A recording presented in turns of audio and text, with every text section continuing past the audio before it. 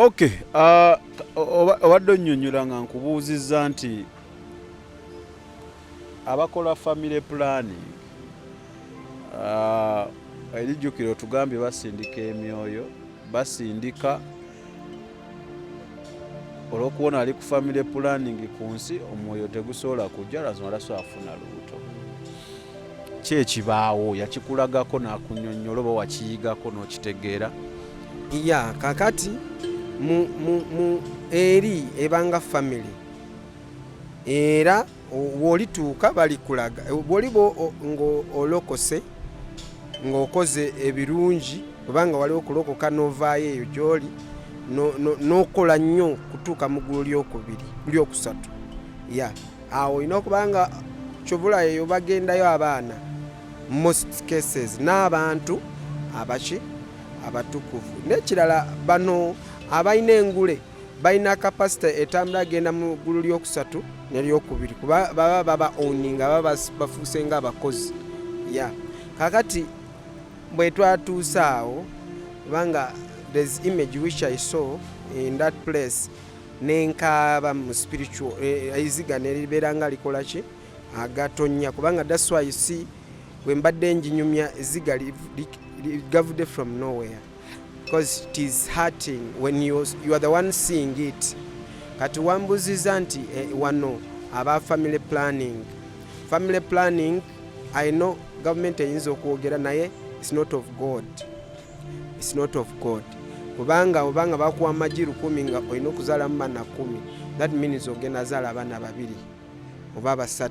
kakati bano abaana abamu kuziza balemesa okujja basigalayo they remain there naye bwogenda bebasooka kubuuza ebibuuzo. Pastor mbadde nokuse Pastor Mutemo simanyi ye Mutemo si Mutemu ye Mutemo lwaka abaana bagamba Mutemu neŋŋaayi musajja wange lwaki bamuyisa batyo. Anyway, Pastor Edward olinga ŋŋamba nti wemba mulokole nzaale buzaazi nga sipulaninga kati biki byopulaninga?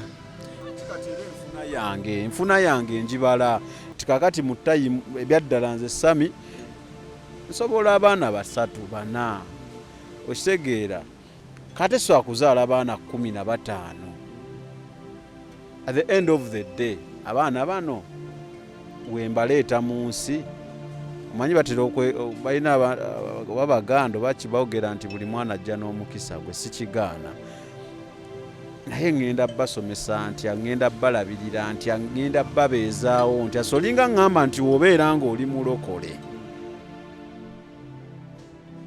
tokola family planning. That is right. Toli supposed to call a family planning. Gwe kankubuzeeyo eda bajjajjaffe bazaalanga abaana nga 50 oba abaana nga 30 waliwo okusoma oba tekwaliwo? Bazaalanga abaana abo lwa nsonga era obuli muntu kati jjajja yazaalanga abaana 30 ng'alina eka z'ettaka meka ng'alina ki bajjajja baffe abo ng'ennimiro weeri bajja kulima abaana balye you know lwaka buli wenjogerako abantu abalowooza nkuwakanya nti oba mba ndeekaana naawe oba kuugira naye sikitegeera nti gwe woŋŋamba nti wenfuuka omulokole nzaale buzaazi nabanga kizibumu. Si kizibu gwobeera muzibu kubanga mugulu tebajja kubuuza nti certificate ya degree oba ya diploma eyo bajja tebasobola gikubuuza eyo bagikubuuza mu protocol ya kunsi kuno kubalisa oba biki naye byaddala ndi ku nsi kuno kuba tuli ku nsi wadde tuli mwoyo tulina omwoyo naye tuli ku nsi ndi ku nsi kuno ngenda beerawo ntya n'abaana bange nti nsobola abaana babiri. Pasita Mutema ŋŋamba olw'okuba mukyala wange alina amagi 10 nina kuzaala abaana 15 10 kinene kizibumu. Ndindako anti kankubuuze bw'osazeewo oba Katonda yasazeewo kubanga bw'ogamba nti kizibumu oyagala ozaale bana babiri yakugamba nti bw'olina okuzaala oba bw'osobola Katonda bw'atyo bwe yakugamba obanga munaye abalokola bagamba munaye Katonda yandabikidde n'aŋŋamba nzaale bana babiri wekibanga weekityo nga totulimbye bwekyo bwekirina okukola ki gwe nga gwe era namwo Bayibuli egamba tubeerenga n'amagezi ng'obwana bwaki Bayibuli sota. Muganda wange sosawo nga ku nsi eno nga nange enfuna yange nkyeyiiya nzaala abaana 15. Anyway ekyo kankirekera abalabi banaatusootinga era sijjala kuwakanya kubanga kyewalaba kyoli mukola ki mukunyumya era sikiwakanya naye mu bwongo bwange nkigattagatta. Kale akati Bayibuli egamba mugende muzaale mwale mukulaakulane mujjuze ensi mugende muzaale mukole ki mwale mujjuze ensi kiri mu protocol ne Yesu oba mmala kumuzaala waliwo n'abaana balala bazaala okudda ku Yesu kakati tombulira Katonda era mugulu tojja gamba mu Mukama Katonda wange olaba kanzaaleyo babiri. Pastor Roni anzaalireyo 15, Pastor Edward zaalayo 2, Pastor Mutema anzaalireyo 3. Tujja b'ensi tugijjuza kati olaba botta abaana n'obatta nga tebanaba n'okutuuka mu lubuto lwo okoze eki. Okay, olaba by the way let me tell you this olina okubeera mwegendereza buli bw'ogamba nti you are planning your family ogenda kubeera nga weeyonoona gwe kennyini. This whatever you use ku omukazi oba mbu oyagala kweplaninga you're bringing yourself a curse of disease kubanga nalaba ebirwadde mu uterus nga bandaga ebirwadde abantu bonna abanywa ddagala okuziza kola ki okuzaala. Teriyo mukazi yenna anywa ddagala eyo n'atafuna obulwadde. Waliwo family planning kale eyabalokole gye tulina okukozesa. Kati ago magezi malala ate tewali family planning ndala. Family planning tewaliwo. Why do you plan for your family, for family planning okuzaala abaana ate nga Katonda kuwadde mukisa ate nga waliwo ababanoonya nga bo mishoni yawe teyali okuzaala naye nga bali mu maziga banoonya yadde akaana kamu okitegeera naye ate gwe omala kubanga ekitiibwa kimpeebwa mu Bible nganze head of the family. I have to plan for my family. No. Yes. You are planning to kill your family. You are not planning to grow your family. Kiriwo ekiti awo mweyo topic nange Sami neetaaga okusomesebwawo because ogabye omukulu oli yali ye Professor John ankwatemu kubanga ebyaddala mweyo tugende mu maaso. Kakati bwe tutuusaawo ebyo byonna baba babindaga kubanga ebimu akulaga naye n'atakutwala obuzibu oluusi ebimu byandaze saagala akola ki kubyogera. Olugero luno luwanvu muleke kulaba Samike kubanga mpadde obudde luwanvu nnyo.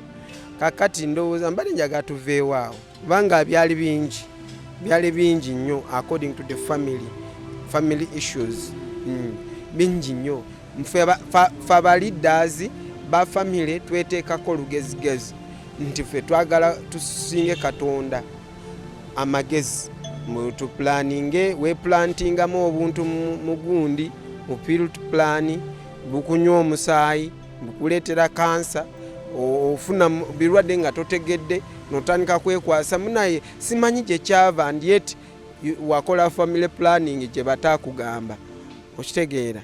So ebintu bimu olina okwenenya, ebintu bimu tubitwala nga light wano ku nsi naye muggulu they are very serious. Ebintu bimu bikaabya amaziga bikaabiza ddala. Kakati ndozaawo tuveewo kubanga kinene mwengamba kinyonyola kyonna ojja kwesanga nga tumaze obudde awo. Kibuga kyali very arranged nga kirimu buli street ng'erimu abasinza.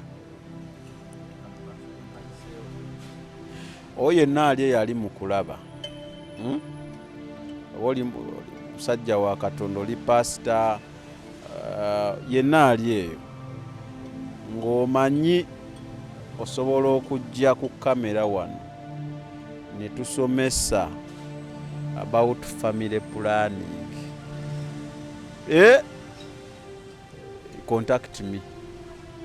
Naye nga temusinziira ku Bible oba nga tuli ku Bibles. Of course biri abensi babimanyi, biri wala ku TV bibeera ku ki babimanyi. Nga tuli mu Bible, in the Bible context, togere ku kintu ekyo ekya family planning. If you can come, I'll give you time, contact me. Yeah. Nze kati sikyali awo kubanga sijja kubiba emiggo kanveewo awo.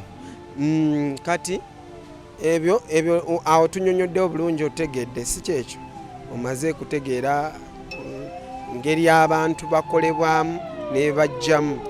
Kati ekyenjawulo kiri nti bw'omala kula n'okola emirimu gyonna biki bino byonna oyitira walala nga bakuzadde wano ku nsi okuze bakusomeseza oba tosomye kubanga byawa Katonda oba osomye kubanga teriyo amasomero okitegeera.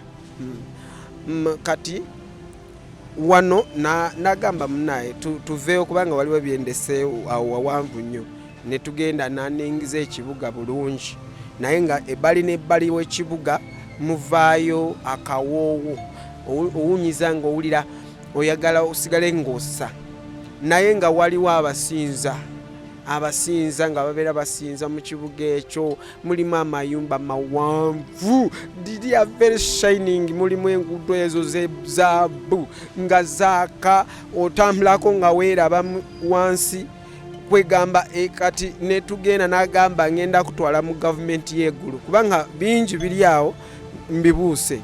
Kati ngenda ku other departments eyinza okutugasako netugenda ku department ya government y'eggulu nakyo kifo kinene nnyo. Kati netutuuka waliyo records mu biseera bya Nuuwa, mu biseera bya Yona, mu biseera naye record eyo bw'otuuka that record mu department eyo bakuleetera everything the way it happened n'okuzikirira kwakyo kweyo generation ne bakuleetera ne bandaga eggulu lirikodinga ensi eno. Kati for example ne tugamba Uganda, eggulu limanyi buli mwoyo gwonna guli ku nsi kuno. Kakutanda oba oli muntu wa sitaani oba oli wa Katonda, eggulu likurikodinga lina rikodiyo okitegeera. Bino by'abantu gavumenti ya wano byebala abantu tuli bukaddana mu butaano, nedda tetuli bukaddana mu butaano. Eina abantu gavumenti beerekayo nga tebaze ate basinga beebaze okitegeera.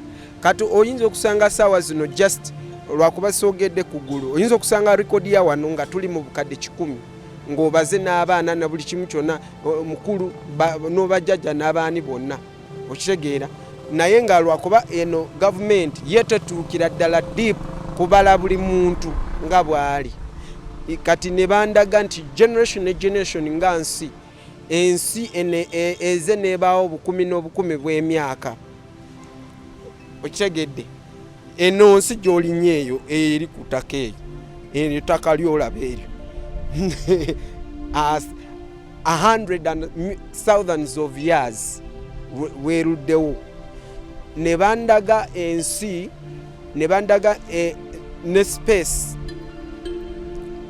ngeri Katonda gye yatondamu eno ensi n'ateekawo space okitegeera nti Katonda ayine ebintu bimu bye yatonda nga nsi nga seeno nsi naye nga there is no life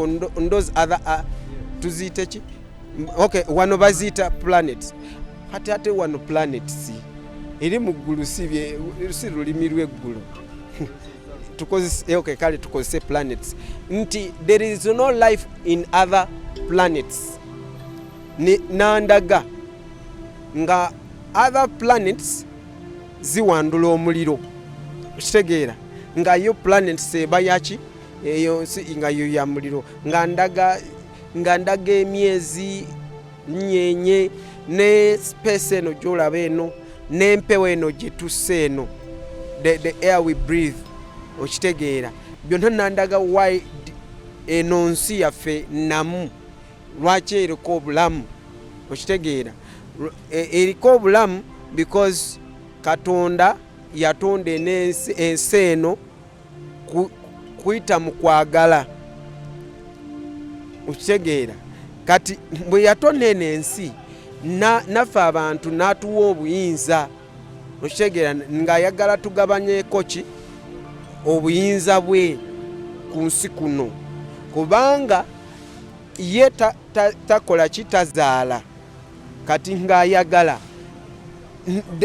omuntu ali so special mugulu a person is so special nga gwe Samike oli so special emyoyo gy'abantu giri so special eyo muggulu kyova olaba they are like kings kyova olaba kati osobola kusanga wano sijja kwogera kale mbawa example nga pastor kale mutuufu nze kanjogere mutuufu ng'alina a big crowd ng'akola bya Katonda oyo eri muggulu abeera nga kabaka is like a king neri obanga bamuwa crown eragira ddala nti is what is a king why nti eyo crowd jaina aba yanunula emyoyo kati for example kiriwe kiti ebanga business kati nze mbuulidde enjiri Samike onegaseeko n'abalala wano kati bano mba traininze kubuulira enjiri nabo ne babuulira ne baleeta 10 ne batraininga nabo ne babuulira ne baleeta 2 you understand kati buli muntu yenajja ku mulimo guno gwokola you are accounted on them you are accountable ku mwoyo guno gwojeeyo gwosevinze n'abaana abasirikale bokola nabo gwe woyambala crown naawe nabo bakola ki bambala so eri eteeka ly'eggulu bwetto bwe liri kati nku just it was an example to pastors okitegeera kubanga wangambye nino okugaziya ekintu okigaziyaamu ne kibanga buli omu akitegeera yeah it's like when you begin a business bw'otandika business no gaggawala you get money you look for other 2 people no ba investinga nabo ne bakola ki ne bagaggawala kati we bamala gaggawala nabo no bagamba is a chain nabo babeeko bebakola ki bebaleeta kati eyo system sitaani gyakozesa fe abantu b'eggulu abamanyi Katonda tetugirina mweri mu batono okitegeera mulokole ayiri kusaala mpampampa Katonda bw'otampa simanyi nze nfa Mukama mpampampa eri muggulu kasita okolera abalala waliwo ebimu Katonda byakukolera nga tobimusabye kati nga gwe Samike ompise ne mbuulira enjiri abantu ne balokoka waliwo byotagenda kusitwagolinga n'okusaba nga bijja buzi okitegedde kakati bwekityo protoko yeri bwetu bweri nga bandaga nti ensi bweti yarekodinga ensobi egulu lirekodinze bweti zinza ogamba Kenya yarekodinga miliyoni oba 30 naye kati Kenya etuzi eri mu miliyoni 20 geza kugeza tugeza bugeza ya kakati ate babamu nga bakulaga nti abantu abalokole minyenye gyaffe stars zaffe ziba zaaka okitegeera mugulu stayo eba ekolaki eyaka kati stayo batunula obusta kitangaala kiri mu Uganda abalokole bameka okitegeera igulu liba lirekodinze okitegeera ne bamanya nti stars ziriwe ziti kiba kitegeeza abo balokole baliwe bati mu nsi ya Uganda kati bwe bakwata zino stars Katonda kyayagala zino stars zino kubikula aza stars ezekwese mu kizikiza gy'emirimu gye tulina okola kulaba nti nze wemba bulungi Samike alina okuba ki sina okumunyiga Samike waba oyagala kumpitako tojja kumpitako wekiba kitangaala woyaka mpa ku muliro nange njake ne Alani ayake ekyalo kyonna kyake neffe wano tulina abalokole nga ayagala yekka yabayaka awasigadde tube mu kizika zaffenna very well kati kino ekitangaala kino kyolaba gwe siteeyo kasita owulira omuntu n'ayatula n'akkiriza n'ayatula sitaye bagibikula n'eyaka ekitegeera kati the more you bring more stars around you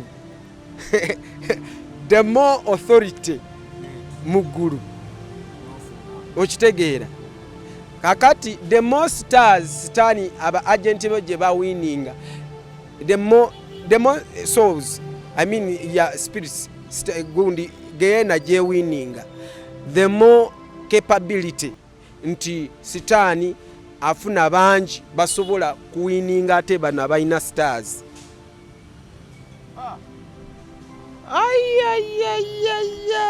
koko oyogedde okamanyi oli mugamba the more abakolera sitaani gye babeeranga ennamba nnene gemaanyi ge baba nago okusobola baba olw'amaanyi ago nti bangi okubisa mu nnamba eno eyaffe basobola otuwangula nali kale ono ye tajja kunyiga kubanga bwe mwogerako wange nali n'omuwala omulungi nnyo mu church nga muweereza ng'amaze emyaka ng'aweereza kati omuwala ono abalenzi balokole nga bamudeetinga nga naye nga alina pride alina malala tayagala baavu kati ni eyo simanyi byekyalina aji najja yamusanga mu kkubo ng'alina Range Rover n'amutwalako haji n'amukwana haji n'amutwala haji n'amuwasa haji n'amuwa buli kimu kyayagala ngenda kutegeera nga sister yagenda dda yafuka hajati kati nfuna ekirooto kubanga wayita obbanga simuuliza ne mugamba nnyabo nakulabye nga kizikiza ekintu ekiddugavu nga kikusika kikuwalabanya nga kikutwala yatulika n'akaaba bukaabi nagamba musumba nze bantwala dda toyongerayo nze nagenda musumba nze nagenda ndi lubuto olw'abalongo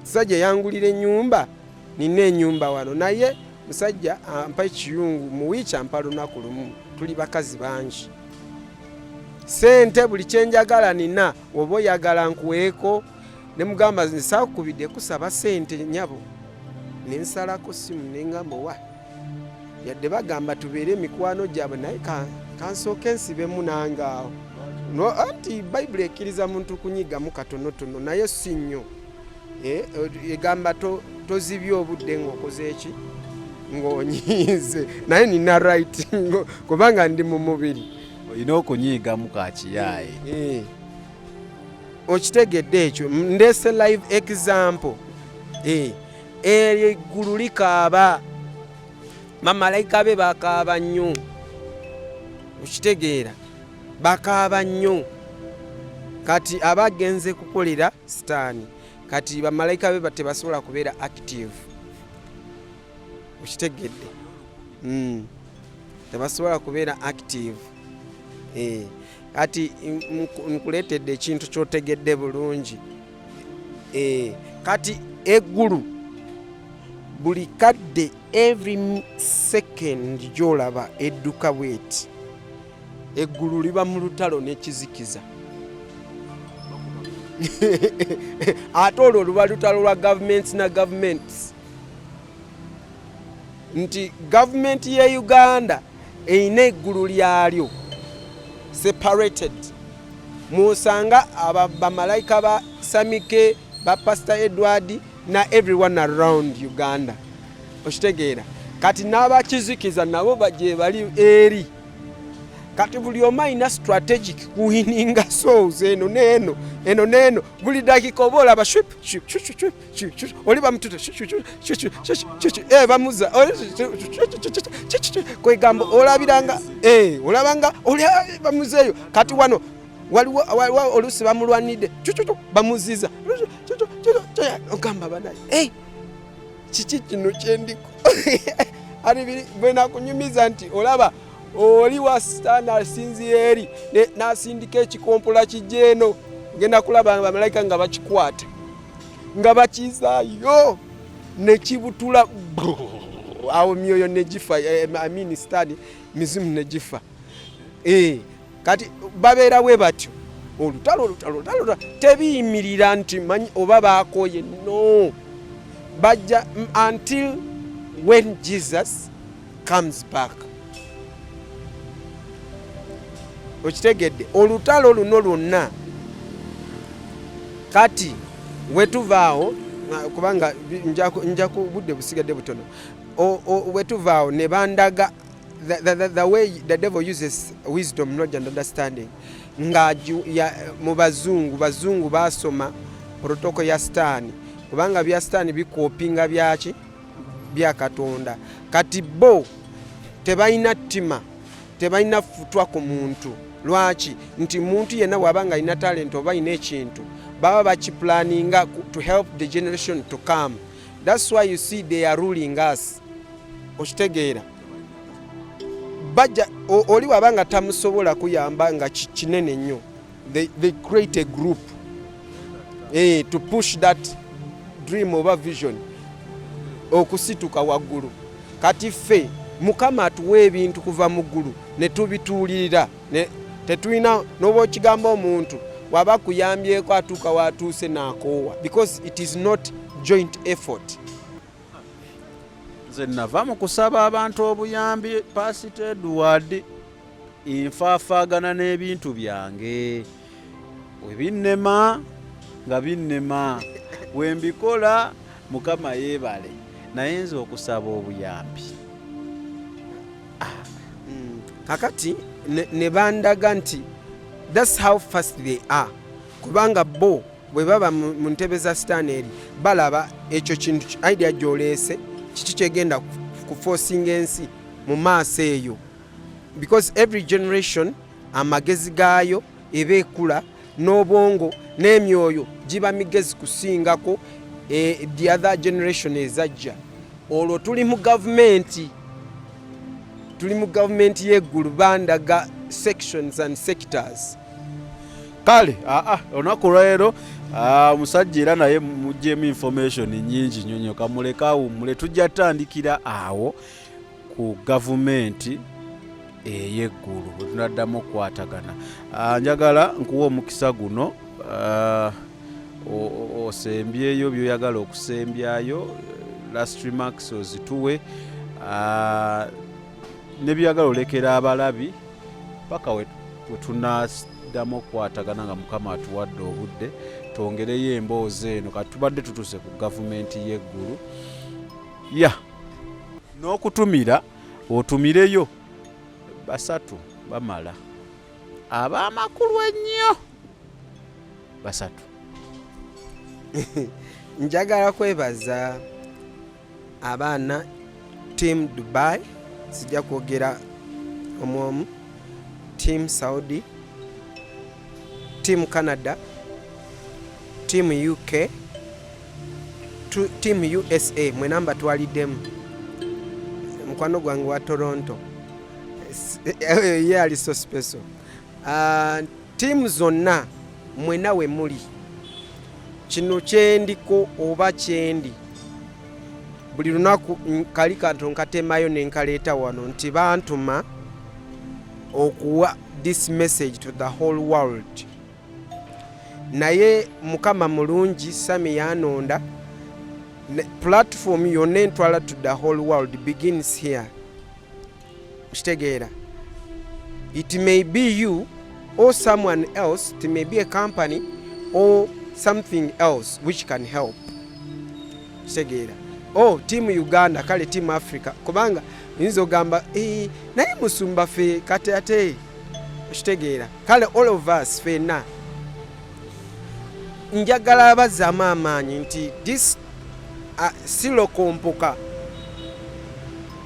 ate seekubiira, kubanga kyenalaba gwe mulokole obanga olabye ekyenjogedde nga tekikwatagana, go back and read the whole Bible. Paka kyemanyi bulungi professor yaŋŋamba kintu kyonna kyoyogedde kiri mu Bible, tonagenda off key oba off code. Okitegeera, naye nze njogera mboozi yange gye bampa, ate baŋŋamba ngitambuza ensi yonna. Ate waliwo balina ideas nnungi, baŋŋambe tugenda wandika ekitabo. I don't know, gwe idea yonna gy'oleeta please osobola giteekaho abantu abatuyamba. Waliwo abagambye nti tulina okukola version English version, tetulina buzibu ffe weetuli ne Samike. Waliwo abagambye nti you need to move other whatever oba medias, kubanga mbyogera nga bwe mwabyogedde. Ne Samike talina buzibu. Gwe naawe obanga omutuukirire, obanga olina radio oba TV ng'otwagala, you reach to him because he's a good person. Tasobola kunzibikira. Ekirala, njagala kutumira omuntu eyankuza ehoima, bamuyita Bishop Sam Muwumuza, church bagita revival.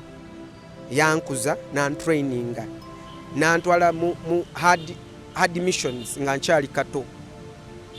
Nali simanyi why is it that he loves me. Mu kimotoka kiri ekyali kikadde kyenagenda nga kumuga n'enkima amazzi nga kikwamidde kasozi nenga yuwa mu carburetor. Bishop amanyi bulungi atanjagala. Kati ntumirayo coach wange muyita mentor, bamuyita Mulinzi Fred, ali awo Kajansi Blonde, church bagiyita Glorious Church. That is my mentor.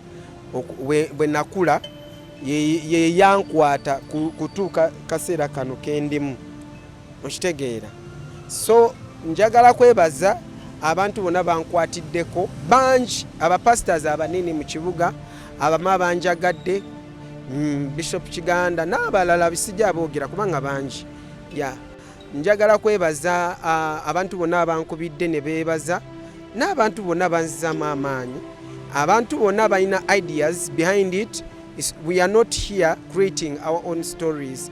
Kubanga omuntu omu yanzama mnangamba, you are going to the record one of the people who went to the heavens. Mbadde sibimanyi naye I had to do it.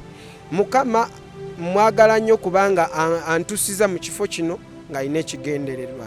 Neebaza Samke, neebaza Unique Media, neebaza ali ku kamera bamuyitani Alan Gamol akoze bulungi nnyo. Baana bano batukoze bulungi. Njagala kwebaza buli muntu yenna ndaba. You're free to talk to me nga buli lunaku bwe mbagamba. I open up. Ne Samike yakiriza n'agamba namba gigabe bantu baleke kunsumbuwa. So ojja kuba kweyo namba still 0 +256 750 6881 50. Awo ojja kunfuna kubanga budde ku channel butono. So kintu kiri kinene nnyo. Nyonyola wiki namba nga nyonyola be baŋŋamba. So Mukama abampeera omukisa bampita Pastor Edward Mogisa. Mbagala nnyo. Samike obeera n'abantu bootera kugamba mbono yagamba bwekiti.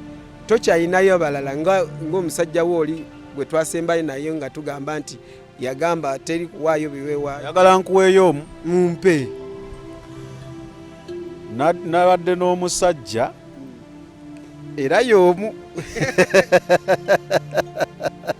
nade ne Pastor Mutemo. Naye Mutemo kyotankola ogenda kunkubya abantu Mukama Katonda. Yaŋŋambye nti eggulu liri wano. Okitegedde? Eggulu liri wano mu mutima. Era ne muga ate kakati bana bawo obujulizi abantu bange bendeeta bagamba bagenda mu ggulu ne batugamba ebiri mu ggulu. Naŋŋamba abo tebabeerangako mu spiritual heaven. Baba agamba nti omanyi Katonda oba Yesu ti muntu mugezi nnyo. Kati mwabawa kye bayita picture, yakiyita picture. Akuwa kifaananyi ng'eggulu we linaafaanana. Ne muba temuli mu ggulu. Tuba ekifaananyi kambuze ekifaananyi kyeki wano ku nsi. Kati wobanga oli ekifaananyi kyeki mu kifaananyi kye bakuba ku kamera ne bajja bandaga kifaananyi mbono yesamike. Ekyo kyo kifaananyi. Naye bino bye twogera si bya kifaananyi. Bakuterawo buteezi mbeera gwe n'obanga alaba eggulu naye toba mu ggulu.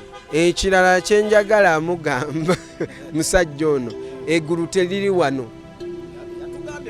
Kaakati kamusomese nti omuntu ayimiridde ku busatu.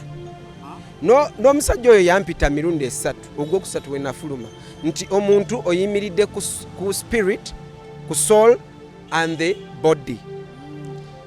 Bw'onooyiga nti obusatu buba bwa Katonda naawe obusatu bw'oliko bwaki bwa Katonda. Kati bw'ogamba wokoona ku mutima bw'oti oba okoonye ku spirit, bw'okoona ku mutwe bw'oti oba okoonye ku soul. Okitegeera? Bw'okoona wano kukkirira oba okoonye ku body. Kakutande nga muli mu lutalo lwonna wano ku nsi n'okkiriza muntu akutemeko omutwe tolidda. Teri dokita asobola guzaako. Kakutande okkirize ogambe mukazi we mulwana nfumita omutima n'agufumita. Other parts are okay. Someone can damage them neziwona. Okitegeera? Kakati sebo olinga oteekayo omutima mu lutalo bajja guwandagaza. Okitegeera? Oyo mutemu. Pastor ki? Pastor Mutemo. Okitegeera? So when ye muntegeeraye, because when you talk about heart, this is a spirit. Wetuula. Yeah. Kati yalinga agamba nti nti mwabasuubirayo mbu tugenda mu ggulu. Tuli ku byaffe. Eggulu tuli nalyo wano mu mutima. So n'ekirala kye yakoonyeeko ekyankutte omubabiro vidiyo abantu baazirabye nawe osobola okuddayo n'ogiraba n'olaba engeri gy'annyonnyolamu gospel.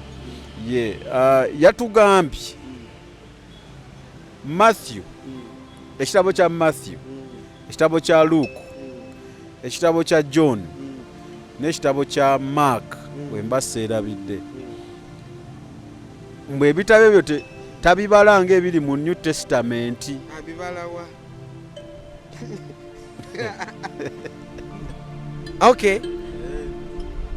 Leero kansomeko. Onzikiriza taata? Taata soma. Kati omusajja ono kale tubikule Bible yaffe mu Joshua 1:8. Oba nsome mu Luzungu oba mu Luzungu. Lona olimi lw'osoma abaana bano bategeera. Okay. Joshua 1:8. Ino 1. Joshua 1 nako Joshua ino Bible kangezeko kwangu yako Joshua where is Joshua? Uno 1 Joshua 1:8 egamba bweti, this book of law shall not be departed, shall not depart out of thy mouth. This book of law, a Bible, but shall not meditate therein day and night, but thou shalt meditate it day and night. This book of law, you have to meditate day and night, though that may observe to do to all that is written within. For though thou shalt make the way prosperous and good success, you are not supposed to add anything on this book. You're not supposed to add or subtract, but you have to read it and meditate it so that you become prosperous, so that you can prosper and succeed. Tato chayagala Pastor Mutemu owulidde naye Pastor Mutemu akyatambuza enjiri ye gy'agamba nti no, tithe was a law and all laws Katonda yazijjawo kasita Yesu yajja n'atufiiririra. So kyekyo mukama wange olina kyoyagala omalayo? Mba njala kuggalawo programu eno tugende. The law of the government, the law of here, Pastor Mutemo, where you are, the law is you must have money in your home. If you don't have money in your home, enjala ejja kutta ofe. Eyo law ya wano ku nsi. Ewandikiddwa budget zifuluma buli lunaku. Why? It is a law. Why does government produce budget every day? It is a law. Kale abiveeko tabeera ne ssente mu nyumba nti kubanga law ya government si kyakyetaaga ojja kufanja. You see? So totugamba law. The word of God is pure. The word of God is power. The word of God works. The word of God heals. The word of God is the word of God. Toina wongeri gyogenda tutwistinga otujje ku mulamwa ssebo. Kama abawo omukisa. Okay, oyade Pastor Edward, kyenjala ku Pastor Mutemu kiri kimu nti musajja wange oyo ali open minded, tanyiiga kyemwagalako tanyiiga ate tayogeza busungu.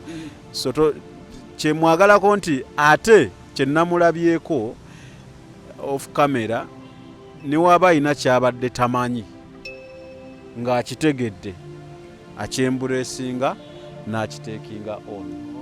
Yeah, so si muntu takaya na kusinga kyemumanyiiko. So Samikege manya gange tubene Alan Gamoli ku kamera mbalire Pastor Edwards nga tugezaho kwongera ku mbozi yaffe gye twakola luli ey'okugenda mu ggulu nga tubadde mu ggulu eryokusatu. Jjukira oli twali twakoma mu ggulu erisooka.